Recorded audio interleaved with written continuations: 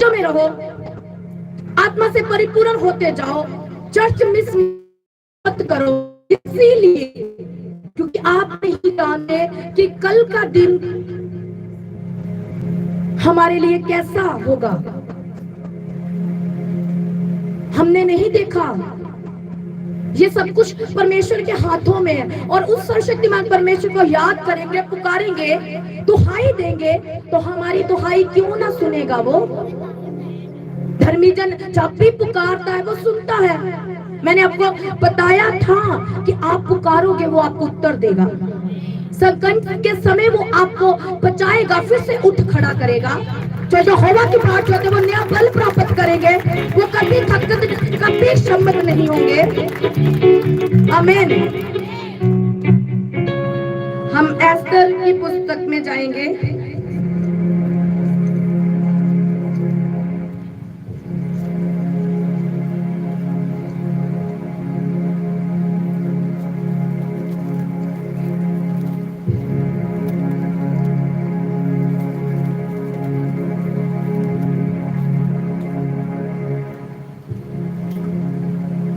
Okay, आज हमने बात करनी है उपवास, प्रार्थना और वचन के बारे में।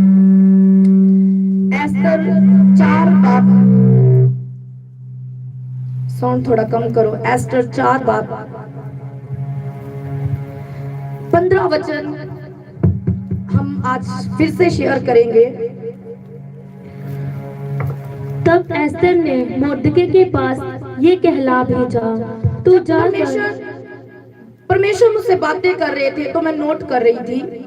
मैंने अपनी डायरी सब कुछ अपने पास रखा था, बाइबल अपने पास रखी थी, तो मैं नोट कर रही थी जो भी वचन परमेश्वर आज मुझे दे रहे थे, तो मैं नोट कर रही थी। तो परमेश्वर ने आज फिर से बात की कि आज का जो वचन है परमेश्वर की ओर से, परमेश्वर ने कहा कि आज यही रिपीट होगा, क्योंकि फिर से आने वाले दिनों में बहुत कुछ हो सकता है।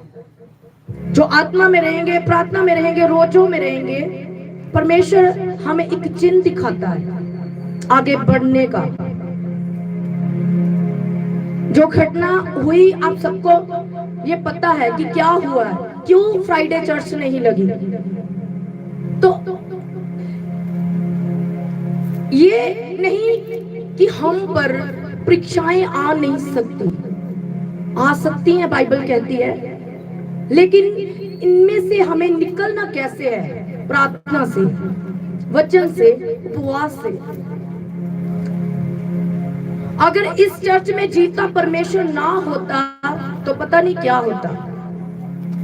परमेश्वर की हजूरी इस चर्च में है, शैतान कुछ नहीं कर सकता, कुछ बिगाड़ नहीं सकता। मैं गर्व से कहती हूँ मेरे बच्चों का कुछ नहीं बिगाड़ सकता। मैं रात दिन प्रार्थना करती हूँ, मैं ऐसा समझती हूँ अपने आप को कि मैं अपनी कौम को बचाऊंगी, मैं अपने लोगों को बचाऊंगी। आमीन। शैतान हर टाइम इस घात में रहता है कि मैं कब जाऊं, इनको फाड़ खाऊं, इनको फाड़ खाऊं। आपकी कमियों को देखकर वो अटैक करने की कोशिश करता है। अगर आप प्रार्थना, उपवास, वचन में आप फिल हो तो उसको भागना पड़ता है। अगर फायर है तो उसको भागना पड़ता है। प्रार्थना में फायर है, वचन में फायर है, उपवास में फायर है, तो वो आपके नजदीक आएगा तो, लेकिन आपका कुछ बिगाड़ नहीं सकेगा।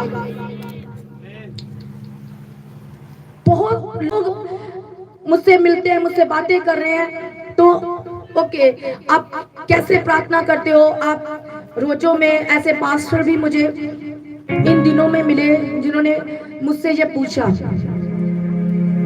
उन्होंने कहा आप वो मैन होकर इतनी मेहनत करते हो। मैंने कहा यस,